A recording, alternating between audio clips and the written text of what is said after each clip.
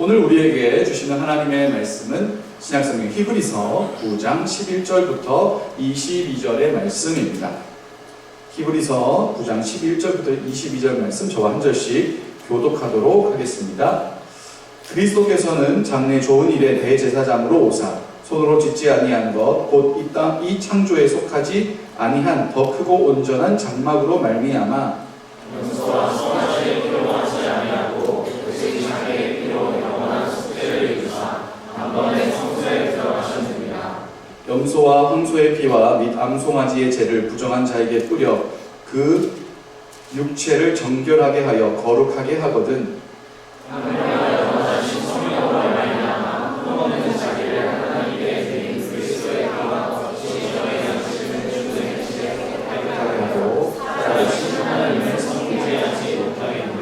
이로 말미암아 그는 새 언약의 중보자시니 이는 첫 언약 때의 범한 죄에서 속량하려고 죽으사 부르심을 입은 자로 하여금 영원한 기업의 약속을 얻게 하려 하심이라. 유언은 유언한 자가 죽어야 되나니 유언은 그 사람이 죽은 후에야 유효한즉 유언한 자가 살아있는 동안에는 효력이 없느니라. 이러므로 첫 언약도 피 없이 세운 것이 아니니 모세가 율법대로 모든 계명을 온 백성에게 말한 후에 송아지와 염소의 피 및 물과 붉은 양털과 우슬초를 취하여 그 두루마리와 온 백성에게 뿌리며 이르되 이는 하나님이 너에게 명하신 언약에 배당하고 또한 이와 같이 피를 장막과 섬기는 일에 쓰는 모든 그릇에 뿌렸느니라. 율법을 따라 거의 모든 물건이 피로써 정결하게 되나니 피 흘림이 없은즉 사함이 없느니라. 아멘. 자리에 앉으시고요. 사순절이 깊어가고 있습니다. 벌써 오늘이 사순절 네 번째 주일입니다. 시간이 정말 빠르고 2025년이 시작된 지 벌써 한 쿼터가 다 지나가죠. 야, 굉장하죠. 우리가 사순절 기간 동안 히브리서를 살펴보고 있는데 히브리서 난이도가 좀 높다고 했지 않습니까? 그래서 어떻게 하면 여러분들이 좀 잘 이해할 수 있을까 고민하면서 이런저런 방식으로 말씀을 이제 풀어보고 있는 중이죠. 그래서 틀린 그림 찾기도 해보고 시간 여행도 해보고 음악의 다이나믹을 가지고도 이야기를 해보고 오늘은 그 업그레이드, 여러분 컴퓨터 업그레이드 하는 거 있지 않습니까? 컴퓨터 업그레이드 하는 것처럼 그런 방식을 가지고 말씀을 살펴보려고 합니다.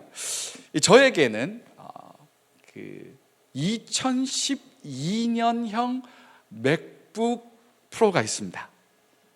이렇게 생긴 거예요. 벌써 자판이 키보드가 벌써 반질반질 하잖아요. 얼마나 많이 이 손으로 자판을 쳤으면 저게 맨들맨들하게 됐을까. 2012년이니까 벌써 13년 됐지 않습니까? 그럼 이 컴퓨터가 살아있을까요? 죽어있을까요? 이게 놀랍게 살아있어요. 그런데 배터리는 이미 죽은 지 오래예요.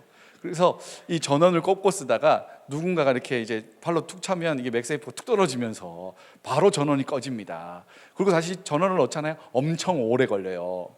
그래서 이거를 고쳐야겠다라는 생각을 하고 이 또 위대하신 그 중국 쇼핑몰에다가 이 기종을 넣으니까 이제 배터리가 나오는 거예요. 새 거는 막 400불씩 하는데 이 중국에서는 40불에 보내주더라고요. 그래가지고 40불에 오나 안 오나 걔가 긴가민가 했지만 오긴 왔어요. 장착을 했죠. 살아났어요. 그러나 이제 이걸로 할 수 있는 건 너무너무 제한적이다. 여러분이 지금 사용하고 있는 컴퓨터가 있을 텐데 이 뭐 랩탑이든 맥이든 뭐 PC든 여러분이 새로 컴퓨터를 산다면 어떤 부분을 조금 집중해서 사고 싶으신지. 어떤 사람은 게임을 많이 하는 사람은 뭐가 좋아야 돼요? 그래픽카드 일단 좋아야 되고, 그죠? 뭐 CPU도 좋아야 되고 램 다 좋아야 되네. 외관은 상관없잖아요, 그죠? 그래서 왜 게임용으로 나오는 랩탑들은 막 엄청 두껍고 막 이러지 않습니까? 게임만 잘 되면 되니까. 어떤 분들은 모니터 화면이 되게 선명하고 색깔이 좋아야 되는 사람도 있을 거고, 어떤 분은 디자인이 좋아야 되는 분도 있을 거고, 또 이걸 많이 들고 돌아다니시는 분들은 가벼워야 될 거고, 그죠? 여러 가지 것들, 요소들이 있다고요. 다 각자가 선호하는 부분, 이 PC를 살 때 이 관점을 가지는, 초점을 가지는 부분이 따로 있다는 거예요. 여러분, 이렇게 컴퓨터를 사거나 업그레이드 하려는 이유가 뭘까요? 이유는 안 되는 게 있기 때문에 그렇습니다. 안 되는 게. 지금 내가 쓰기에 불편함이 많기 때문에 무엇인가 업그레이드를 하고 싶은 거죠. 저는 이제 컴퓨터로 뭐 게임을 하지 않기 때문에 그런 쪽은 별 상관이 없는데, 사역하다 보면 이 영상을 편집해야 될 때가 종종 있습니다. 그러면 이제 뭐 프리미어 같은 걸로 이렇게 작업을 한 다음에 마지막에 인코딩을 해야 되잖아요. 와, 인코딩이 한 40시간씩 찍히면 굉장히 사람의 마음이 어렵습니다. 그리고 중간에 응답 없음으로 멈춰요. 실컷 인코딩 하고 있다가 어느 순간 응답 없음으로 나오면 제가 가지고 있는 인내심의 한계를 보는 거죠. 그래서 저는 이 영상을 편집하기에 괜찮은 사양의 컴퓨터를 원하는 편이죠. 그래서 디자인 상관없고요. 램이 좀 많아야 되고, 그래픽 카드가 조금 괜찮으면 훨씬 더 좋겠죠. 2012년 맥북 프로로 이 프리미어나 파이널 컷 작업이 안 됩니다. 그래서 새로 이제 구입을 하기도 하고, 교회에서 지급받은 컴퓨터에서 선택을 할 수 있게 해주더라고요. 이 버지단에서 사라, 우리 교회 왔을 때 랩탑을 사라 하길래 저는 무거운 건 상관없고 영상 편집이 가능한 랩탑을 가지고 있습니다. 그래서 들고 다닐 때마다 너무 무거워요. 그리고 그 어댑터가 이만큼 두꺼워요. 가방에 넣고 나가면 그게 한 짐이죠.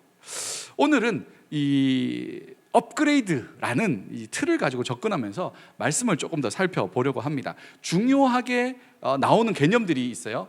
옛것, 새것, 하늘의 것, 땅의 것, 그리고 빛, 그림자, 아주 대조적인 그런 단어들이 오늘 본문 안에 많이 드러나 있습니다. 이런 것들을 생각하면 조금 더 이해하기가 편할 거예요.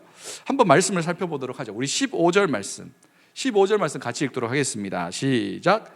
이로 말미암아 그는 새 언약의 중보자시니 이는 첫 언약 때에 범한 죄에서 속량하려고 죽으사 부르심을 입은 자로 하여금 영원한 기업의 약속을 얻게 하려 하심이라. 아멘. 여기 어떤 부분이 대조되어 있냐면 첫 언약이 나오고 새 언약이 나옵니다.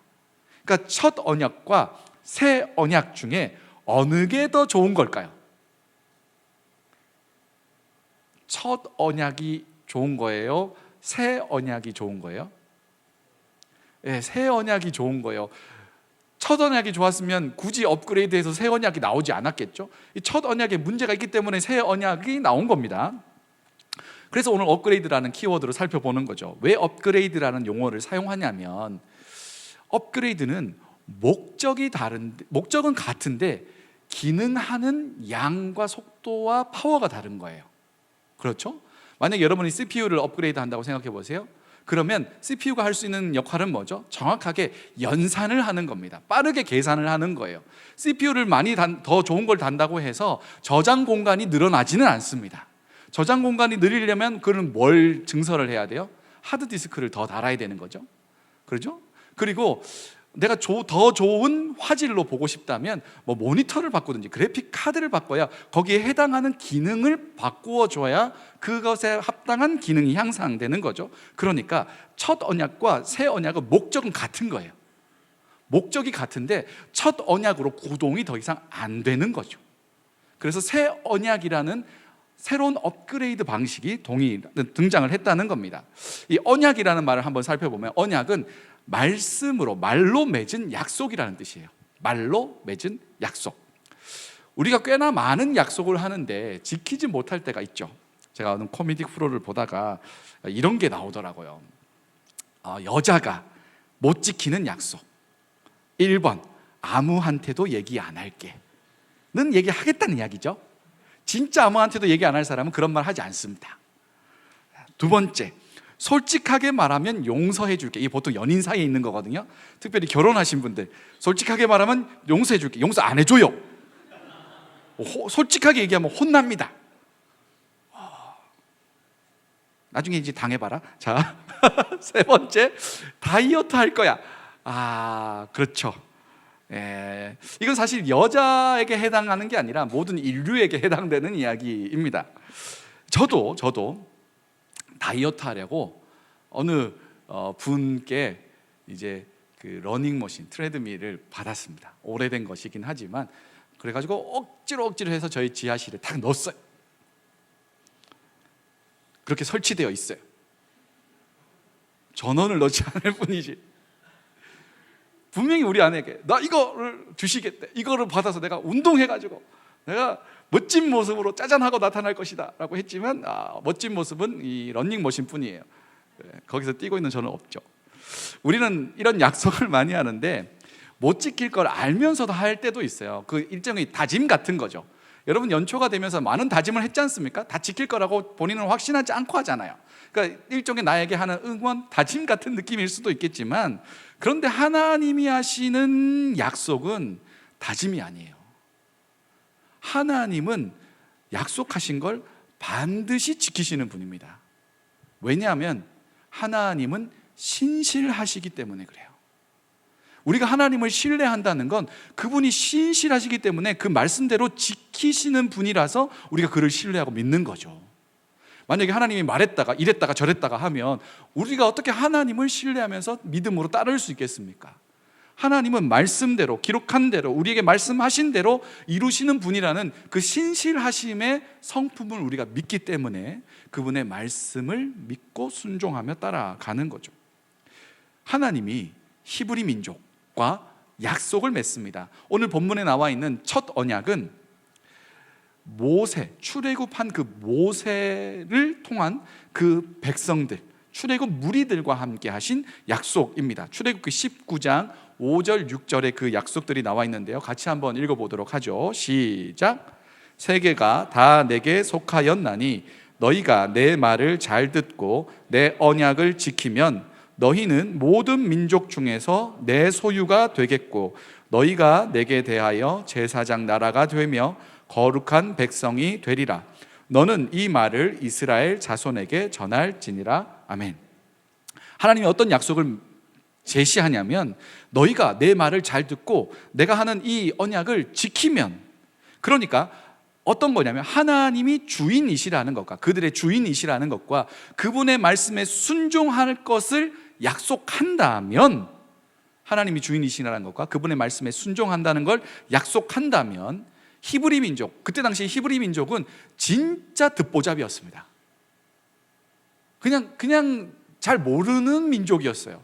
오죽하면 이집트의 종살이를 400년 이상 했겠습니까? 종으로 400년 동안 살아도 아무런 그 힘을 발휘하지 못하는, 아이들은 되게 많이 낳았지만 그것도 하나님의 은혜로 아이들을 많이 낳아서 어느 정도 세력이 커진 거지. 이 히브리 민족은 고대 근동 지역에서 그렇게 뛰어나거나 대단한 문명을 가지고 있던 그런 민족이 아니었거든요. 그런데 이 듣보잡이었던 이 히브리 민족을 하나님의 백성으로 삼고 온 세상 가운데 제사장 역할을 하게 하고 거룩한 백성이 되게 하시겠다고 하나님께서 약속해 주십니다. 두 가지 조건이었어요. 하나님이 주인이시라는 것을 받아들이고 그분의 말씀에 순종하여 걸어가는 것, 그것이면 충분했습니다. 이후에 이 이스라엘 백성들이 알겠습니다, 우리가 그렇게 하겠습니다라고 고백을 합니다. 그렇게 말로 맺은 약속, 언약이 체결이 됩니다. 이후에 하나님이 모세를 통해서 구체적인 언약의 예식, 그러니까 언약 체결식이라고 해야겠죠? 그런 예식을 치릅니다. 오늘 본문 19절 20절에도 기록이 되어 있는데요, 읽어보도록 하겠습니다. 같이 읽죠. 시작. 모세가 율법대로 모든 계명을 온 백성에게 말한 후에 송아지와 염소의 피, 물과 붉은 양털과 우슬초를 취하여 그 두루마리와 온 백성에게 뿌리며 이르되 이는 하나님이 너희에게 명하신 언약의 피라 하고. 아멘. 매우 구체적이고 선명한 방식의 언약 체결식을 맺습니다. 피를, 동물의 피를 가지고 온 사방에 다 뿌리는 거예요. 모든 기구에 다 뿌리는 거예요. 사람들에게도 막 뿌립니다. 그러면서 이것 잊지 말자, 우리는 하나님과 진짜 이 언약을 체결했다라고 이야기하십니다. 이스라엘 백성이 하나님이 주인이시라는 것과 그분의 말씀을 따라 순종한다면 그들은 신실하신 하나님 때문에 제사장 나라가 되고 하나님의 백성이 되고 그리고 거룩한 백성도 될 겁니다. 하나님께서 고대 근동 지방 가운데 그들을 생존하게 하실 뿐 아니라 그들을 통해서 하나님의 살아계심과 영광을 드러내게 해 주실 거예요. 이게 하나님께서 해주신 약속이죠. 이 언약을 맺을 때 말씀대로 거룩한 백성이 되는 기초가 되는 방식을 제시해 주시는데, 그게 바로 뭐냐면 십계명입니다. 십계명은 철저히 하나님의 거룩한 백성으로 살아가는 토대 같은 겁니다. 이 사람들은 종으로 400년 동안 살았기 때문에 자유롭게 사는 방식이 뭔지도 몰라요. 그렇죠? 무슨 선택을 할 때 누구한테 물어봐야 돼요? 주인에게 물어봐야 돼요. 내가 가지고 있는 소유가 내 것인 것 같지만 주인이 달라 하면 줘야 되잖아요. 그러니까 내가 가진 소유를 어떻게 관리해야 될지도 잘 몰라요. 모두가 종이었기 때문에 사람 사이의 관계를 어떻게 맺어야 되는지도 사실은 잘 몰라요. 뼛속까지 종의 문화와 습관들이 남아있는 거예요. 이들이 갑자기 자유인이 됐습니다. 광야에 나왔지만 자유인이 된 거예요. 어떻게 말하고 어떻게 생각하고 어떻게 행동해야 되는지를 잘 모른다고요. 그래서 알려주신 게 십계명입니다. 마치 헌법 같은 거죠. 그리고 조금 더 구체적인 규정들을 알려주시기 시작하는데, 그게 뭐냐면 정결법, 제사법 이런 게 있습니다. 이 제사법 중에서도 가장 선명하게 우리가 좀 살펴볼 만한 것이 뭐냐면 속죄제라는 겁니다. sin offering이라고 부르는 건데요. 속죄제. 레위기 4장에 보면 나오는 이야기입니다. 하나님이 말씀하신 그 계명들을 어겼을 때 내가 그것이 죄라는 것을 깨달았어요. 그러면 이 죄를 없애기 위해서 하는 제사, 예배가 바로 이 sin offering, 이 속죄제라는 겁니다. 이게 방식은 하나인데 이 드리는 제물이 좀 달라요. 어떤 사람은 소를 드리고, 어떤 사람은 염소를 드리고, 어떤 사람은 양을 드리고, 어떤 사람은 비둘기를 드리고, 어떤 사람은 곡식을 드리기도 합니다. 왜냐하면 경제 수준에 따라서 그 사람의 형편이 너무 어렵잖아요. 그러면 진짜 밖에 나가서 그냥 이게 얻어낼 수 있는 것으로도 하나님이 제사하게 만듭니다. 각 규정에 따라서 숫송아지, 수염소, 안염소 등을 성막 문 앞에 끌어다가, 여기처럼 지금 누군가가 머리에 이렇게 손을 댔잖아요. 이걸 안수라고 하는 거예요. 손을 대는 거예요. 근데 이 머리에 손을 대는 사람은 누구냐면 제사장이 아닙니다. 동물의 머리에 손을 대는 건 누가 하는 거냐면 죄 지은 사람이 하는 겁니다. 그리고 이렇게 이야기하는 거죠. 나의 모든 죄가 이 제물에게 전가되기를 말하는 거예요. 나의 모든 죄가 이제는 이 소의 머리로, 이 숫염소의 머리로 돌아갈지다. 그러니까 내 모든 죄가 이제는 접촉된 그 동물에게로 넘어가요. 그리고 나서 짐승을 죽입니다. 그런데 이 죽이는 건 또 누가 해요? 이거 죽이는 거 제사장이 하는 게 아니에요. 누가 하냐면 이 제물을 드린 사람, 헌제자라고 하는데 헌제자가 죽이는 겁니다. 내 죄가 이 동물에게로 넘어갔어요. 그리고 그 동물이 내 죄 때문에 죽는 겁니다. 이게 이제 지금 우리가 보고 있는 속죄제의 형태입니다. 그리고 그 제사장은 죽인 다음에 뒤처리를 하는 거예요. 가죽을 벗기고 배를 가르고 내장 꺼내고 고기를 각뜨고 해서 피 바를 거 바르고 하는 거예요. 그러면 하나님께서 그 제사를 드린 사람의 죄를 용서해 주시겠다고 이야기합니다. 이거 왜 하신 걸까요? 하나님의 백성이 하나님의 말씀을 어겨 죄를 지었는 그 상태 그대로 살아가는 것을 원치 않았기 때문에 그렇습니다. 말씀하신 대로 이 백성은 거룩한 백성이 되기를 원하셨어요. 그래서 거룩할 수 있도록 죄를 해결하는 방식을 허락하는 거죠. 이 방식에 따라 이스라엘 사람들은, 히브리 사람들은 매년 혹은 죄를 지을 때마다 이 속죄제를 하나님께 나와서 드려야만 했습니다. 정기적으로 반복적으로 드린 거예요. 만약에 이랬다면 어떻게 될까요? 내가 속죄제 드렸어요. 이제 탁 해가지고 탁 드렸어요. 나오다가 어떤 사람이랑 딱 부딪혔어. 성질 나가지고 한 방 딱 때렸어.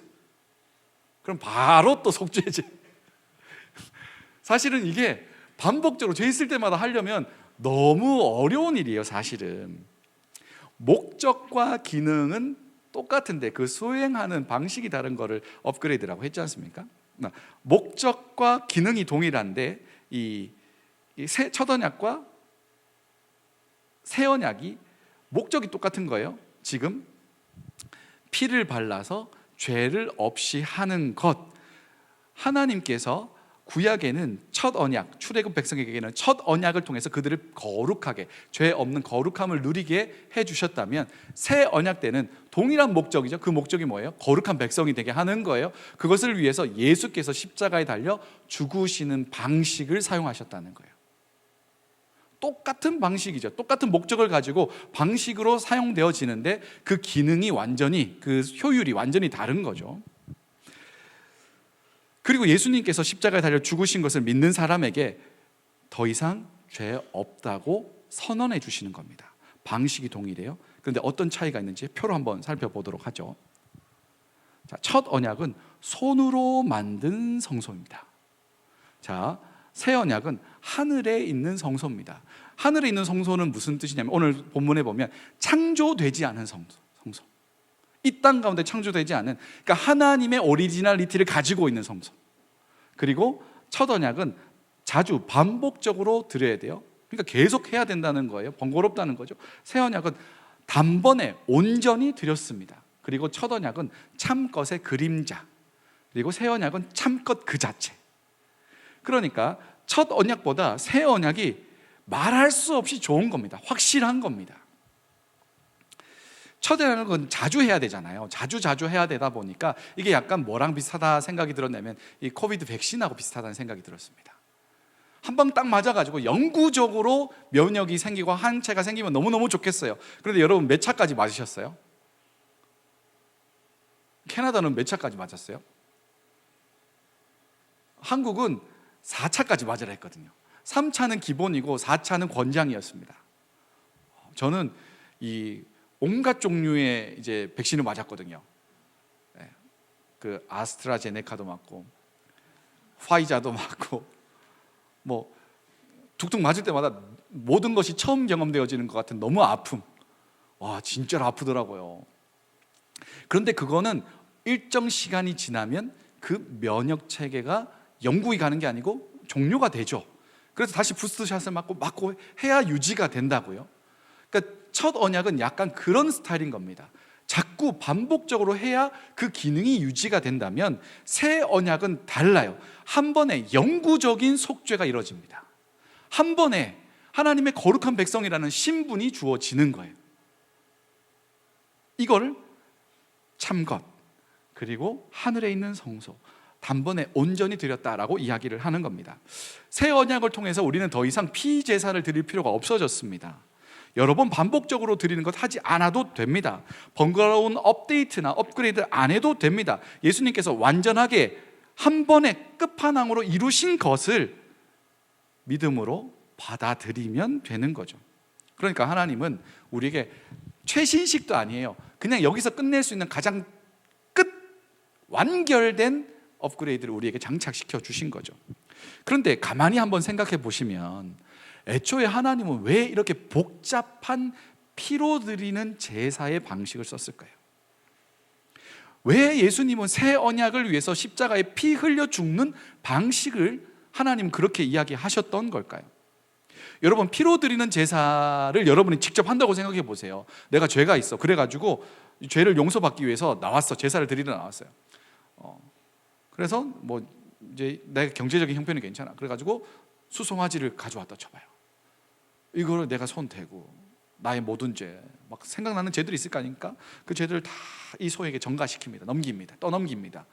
그리고 소를 내가 확 죽인다고 생각해 보세요. 유쾌하겠습니까? 즐겁겠습니까?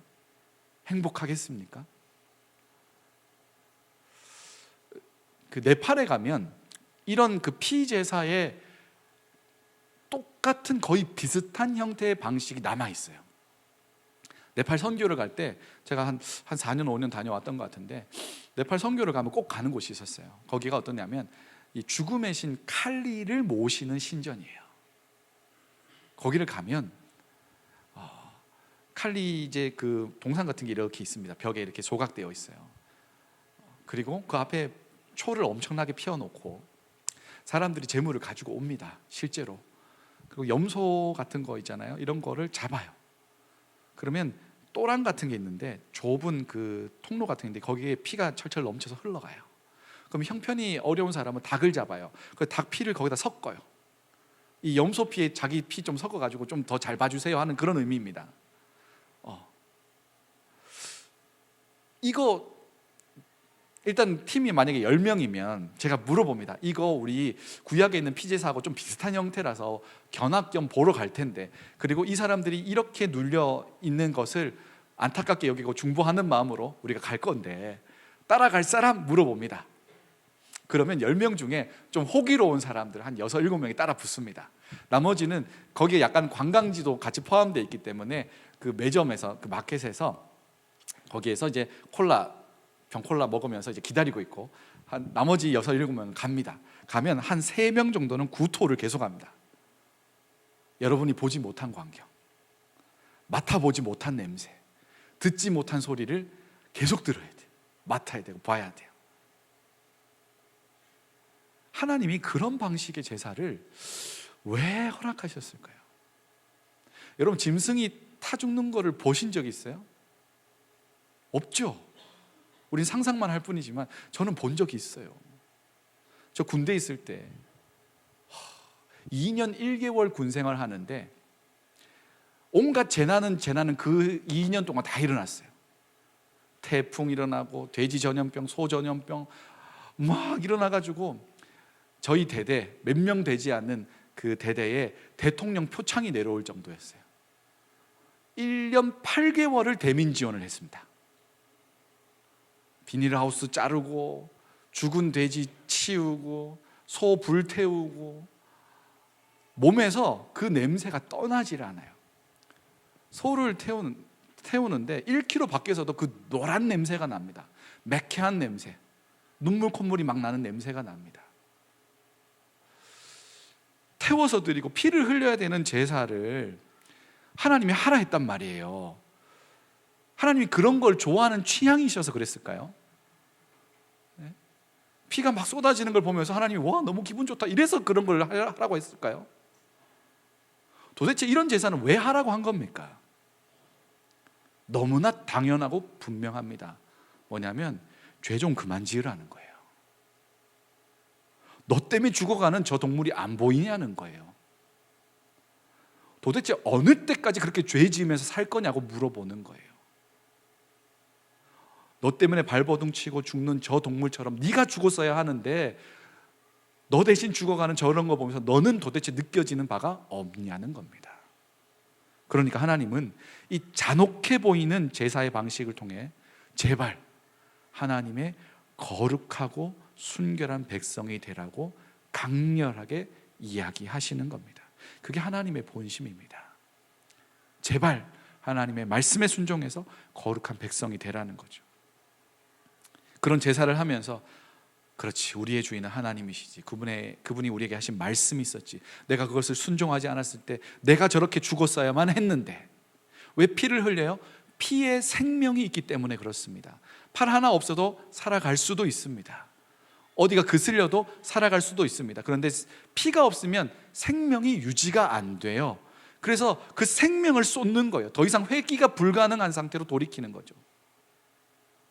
너 때문에 이렇게 생명이 흘러지는 것을, 죄의 값인 이 죄의 값이 사망, 그 피에 그 생명이 있다고 성경에 기록되어 있잖아요. 그 생명을 다 쏟는 것을 보고 깨닫고 느끼고 다시는 그렇게 죄를 지으면서 살아가지 말라는 이야기이죠. 내가 죽어야 할 것이, 내가 죽어야 되는데 나 대신 다른 것이 죽는 것. 하나님은 당신의 백성이 거룩하게 살기를 원하셨습니다. 그리고 당신의 백성이 제사장 나라가 되기를 원했습니다. 제사장이 하는 일이 뭐냐면 하나님과 사람 사이의 중재의 역할을 하는 겁니다. 하나님의 일을 사람에게, 사람의 일을 하나님께 알려드리는 역할을, 통로의 역할을 하는 겁니다. 하나님이 원하시는 것이 무엇인지 알아야 그걸 전해줄 거 아니에요. 그죠? 이 말씀에 순종하며 걸어갈 때 하나님께서 어떻게 그들의 삶을 책임지고 인도해 주시는지를 전달하는 입장이 제사장의 역할이었습니다. 아브라함이 그 비슷한 역할을 했죠. 아브라함에게 하나님 말씀하십니다. 너는 복이 될지라. 그 복이 뭐예요? 아브라함을 통해서 하시는 하나님을 주변에 있는 사람들이 함께 보고 누리고 경배하게 되는 겁니다. 복을 유통하는 사람이 되는 거죠. 이스라엘에게 그런 역할을 하기를 원했습니다. 그거 하기 위해서는 두 가지가 필요했어요. 뭐예요? 하나님이 주인이시라는 것과 그분의 말씀에 순종하는 것이 필요했습니다. 여러분, 참된 의미, 거기 안에 담긴 의미가 사라지면 무엇만 남냐면 내가 원하는 것만 남습니다. 거룩한 하나님의 백성으로서의 그 의미가 사라지면요, 내가 원하는 것만 남아요.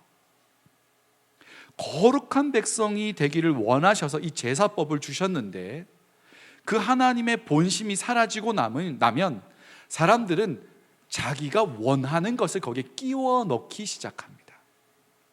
나중에 이스라엘 백성은 제사를 이상하게 하기 시작합니다. 제사의 방식은 똑같았어요. 짐승도 잡고 피도 흘리고 하라는 대로 다 합니다. 그런데 왜 하는지를 까먹습니다.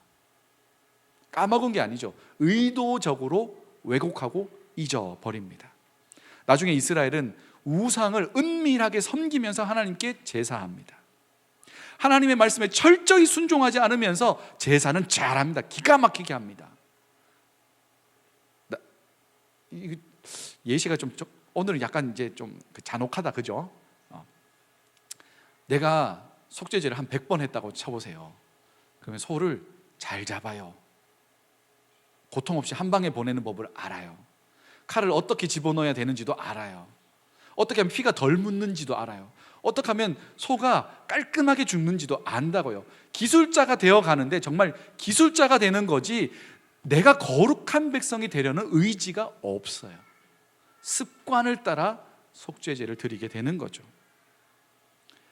제사는 거창하게 하는데 거기에 알맹이가 하나도 없어집니다. 그래서 하나님이 이렇게 말씀하세요. 제가 볼 때 성경에서 가장 하나님이 슬프게 이야기하면서도 가장 강렬하게 이야기한 대목 중에 하나입니다. 예레미야 6장 19절 20절 말씀입니다. 제가 공동 번역으로 읽어드리겠습니다. 온 세상은 들어라. 내가 이제 이 백성에게 재앙을 내리리라. 이들은 나의 말을 마음에 새겨 듣지 아니하고 내가 세운 법을 싫다고 하며 거역한 것들이다. 세바에서 들여온 향가루, 먼 나라에서 들여온 향료가 나에게 무슨 소용이냐. 너희가 바치는 번제가 나는 싫다. 너희의 친교제도 역겹다. 하나님의 마음이 느껴지세요? 거창하게 대단하게 향으로 곡식 태워드리고 향을 드리는 것도 있었거든요. 이거 더 좋은 향을 쓰고 싶어가지고 수입품을 막 쓰는 거예요. 그런데 하나님이 그 냄새를 맡을 때 역겹다고 느끼는 거예요. 왜요? 마음이 없거든요.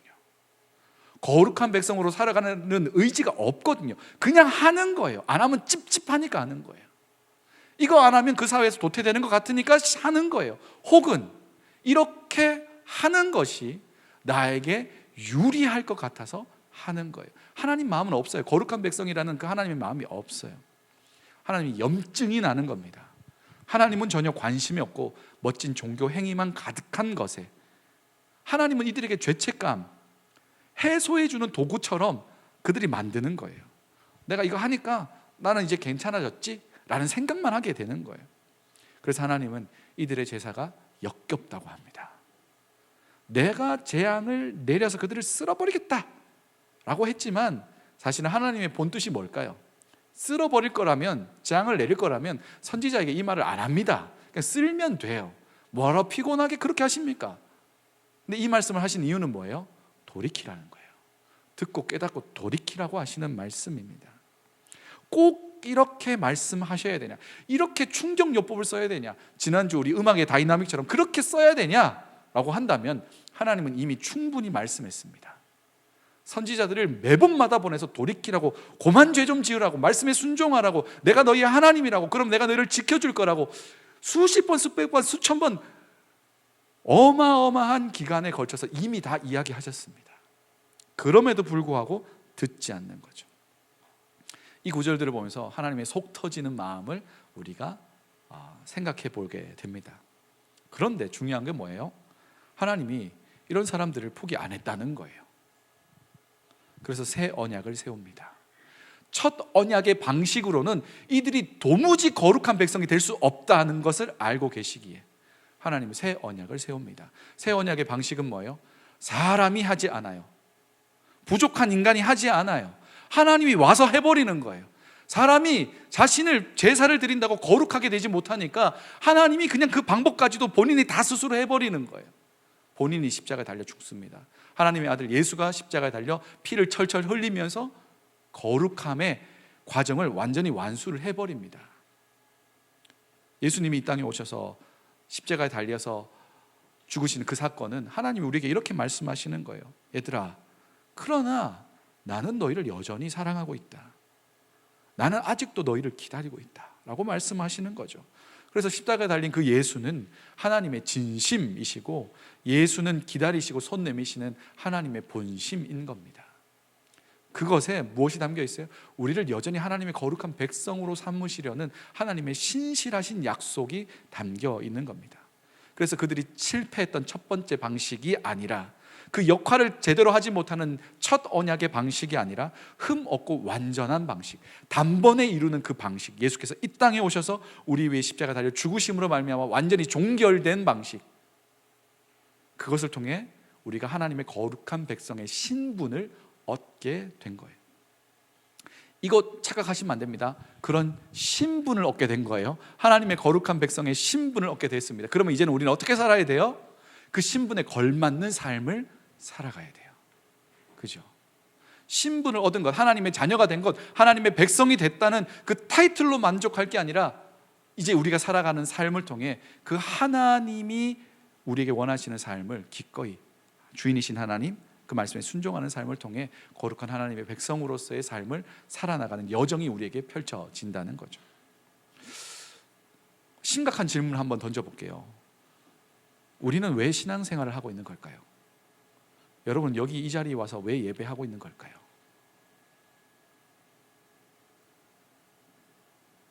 우리가 하나님을 찬양하고 높이고 셀 모임하고 막 하잖아요. 이런 기독교의 컨텐츠들을, 예배의 방식을 여러분 어떤 마음으로 참여하고 있습니까?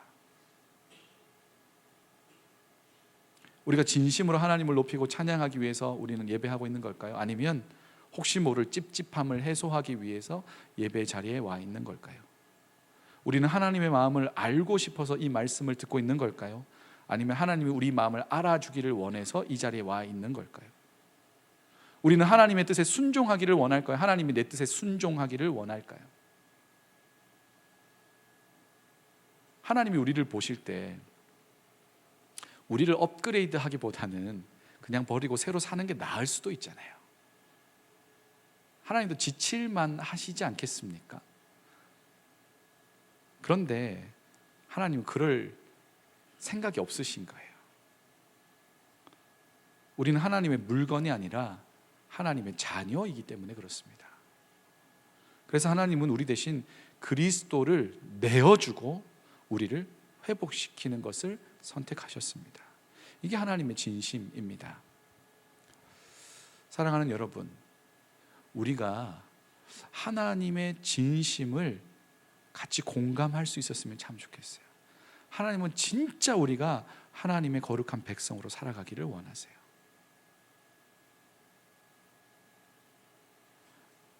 우리가 하나님의 거룩한 백성으로 살아가려고 결단하고 살아갈 때 하나님이 거룩하신 분이요, 하나님이 당신의 백성을 지키시고 인도하신다는 걸 보여주시기 위해 우리의 삶에 구체적으로 역사하기 시작합니다.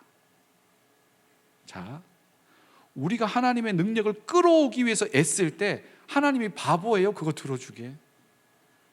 그거 들어주면 하나님의 영광이 드러나요? 아니요, 나의 욕심이 가득가득 터지게 되죠. 반대로 우리가 하나님의 거룩한 백성으로 살아가기 위해 그분의 말씀에 순종하며 살아갈 때 하나님의 입장에서는 누구를 사용해야 하나님의 거룩하심이 드러나요? 그 마음을 가지고 살아가려는 사람을 사용하셔야, 그에게 역사하셔야 그에게서 왜곡 없이 하나님의 영광이 드러날 것 아닙니까? 하나님의 역사를 경험하고 싶다면 하나님의 힘을 끌어오려고 애쓰지 말고 하나님의 말씀에 순종하려고 애써보세요. 기록된 말씀을 하나님은 신실하게 이루어 나가시는 분입니다. 우리 주변에 있는 사람들이 도무지 이 사람에게서 일어나지 않을 일들이 일어나는 것들을 보면서 아, 얘가 믿는 게 뭔가 진짜 있나 보다 라고 보게 될 겁니다. 하나님은 그런 일들을 히브리 민족을 통해서 이루고 싶었던 거예요.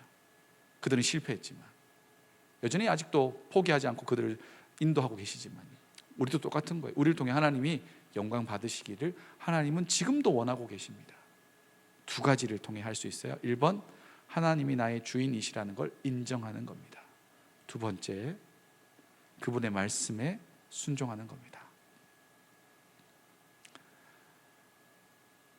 그분의 말씀에 순종하려면 어떻게 해야 돼요? 그렇죠. 여러분, 이제 읽으실 때가 됐잖아요. 사순절 4번째 줄이에요. 조금 있으면 이제 종료주일, 부활주일 옵니다. 히브리서 끝나요. 끝나기 전에 한 번 읽어봐야 될 거 아닙니까? 도무지 못 읽겠다면 금기에 오시면 됩니다. 왜냐, 금기에 하루에 한 주에 2장, 3장씩 통독하고 있거든. 우리 저번에 벌써 베드로전서 끝냈잖아요. 네. 하나님이 우리를 어떤 눈으로 바라보시는지 한번 잠잠히 한번 생각해 보세요. 하나님 우리를 바라보실 때 너무나 행복한 눈으로 바라보시고 계실지, 혹은 아, 제발 좀 이런 마음으로 바라보고 계실지, 너 또 그래? 이러는 눈으로 바라보고 계실지, 아니면 야, 요즘은 너 진짜 너 기대돼? 이런 눈으로 바라보고 계실지. 어떠한 상황에도 하나님이 우리를 포기하지 않는다는 게 하나님의 신실하심이에요. 그거 알면 우리가 한 걸음 내딛어서 하나님께로 가까이 가면 좋겠어요. 십자가에 달린 예수 그리스도를 통해 하나님은 이렇게라도 해서 너희를 거룩한 백성으로 만들고 싶다. 나는 여전히 너를 사랑하고 있다. 죄가 너와 함께 붙어 있는 걸 나는 도무지 보고 있지를 못하겠다 라고 하시는 그 하나님의 절절한 표현을, 그 마음을 여러분들이 함께 공감하시면서 우리가 하나님의 말씀에 진짜 순종해서 걸어가는 사람들이 되면 좋겠습니다. 우리의 예배도 그랬으면 진짜 좋겠어요. 여러분, 어떤 것에 이렇게 예배가 좋고 나쁘고를 생각하세요? 보이는 건 더 좋게 만들 수 있어요. 조명 없어도 우리는 예배 잘할 수 있어요. 그죠? 우리 오늘 이 이야기 안 하려 했지만 오늘 우리 드러머가 원래 베이시스트잖아요. 근데 드럼을 쳤단 말이에요. 그러니까 필링이 하나도 없어. 와다다다당 돌아간 게 한 거, 와다당 창 이런 게 없고 정말 정직한 이 8비트 쿵쿵 착각. 근데 은혜가 되잖아요. 네? 우리가 비트가 화려해야 예배에 은혜 받습니까? 우리 오늘 인도자가 대포와 같은 함성으로 마이크를 안 써도 될 것 같은, 이렇게 해도 될 것 같은, 소리가 쩌렁쩌렁하게 잘 나와야 좋은 예배입니까? 네? 어떤 예배가 좋은 예배예요? 주께서 원하시는 예배는 상한 심령이라고 했어요. 상한 심령. 나의 존재의 비루함을 아는 거예요. 내가 소 잡아 죽여야 되는 죄가 철철 많은 그런 인간이라는 걸 아는 거예요. 내가 걸어온 삶의 흔적이 얼마나 누추한지를 아는 거예요. 그럼에도 불구하고 하나님이 불러주셨기에 나오는 거예요. 그리고 내 모습을 다 내어드리는 거예요. 하나님이 그런 우리를 보면서 뭐라고 하시겠습니까? 아우, 정말 지저분해서 나는 너를 못 봐주겠어. 저리로 가거라. 넌 저 끝에 구석에 가서 예배드리거라. 그러시겠냐고요? 아니라고요. 그 모습을 기다리고 계셨던 거예요. 예수 십자가의 보혈로 우리를 와라끈 안으시고 내가 여전히 너를 사랑하고 있고 괜찮다고 토닥이시고 이제 또 한 주 열심히 살아가 보자. 우리 같이 하자. 거룩한 백성 해보자 하고 격려하시고 위로하시는 분이 우리 주님이시잖아요. 상한 나의 마음을 다 내어놓고 있는 모습 그대로 우리의 모습을 다 주님께 드리고 찬양 속에 녹여서 드리고 주님이 말씀과 기도 가운데 우리 가운데 역사하시고 그렇게 서로 어우러지는 것, 그게 진짜 좋은 예배 아니겠습니까? 우리의 예배가 껍데기만 멋진 예배가 아니라 진짜 예배하는 예배자와 하나님이 만나서 소통하고 교제하고 누리는 그런 예배로 계속 드려지는 그런 우리 청년 일부가 되기를 소망합니다. 지금 잘하고 계세요. 이게 못하고 있어서 이야기하는 게 아니라 이야기를 해드리는 거예요. 우리가 더 노력해보자, 열심히 하자, 그렇게 예배하면서 하나님을 가까이 하자라는 겁니다. 그러면 우리가 예배에 나올 때 꽤나 기대함과 설레임을 가지고 나오게 됩니다. 비록 죄인일지라도 그 죄를 용서하실 주님 앞에 간절함과 설레임 마음을 가지고 나오게 되죠. 그리고 하나님은 그런 예배자, 진심으로 예배하는 예배자를 기꺼이 받아주실 겁니다. 그런 하나님의 마음을 알고 그 마음에 동화되어서 함께 나아가는 우리 모든 청년일부 지체들, 우리의 예배, 우리의 모든 사역들 되기를 간절히 소망합니다. 기도하겠습니다. 하나님,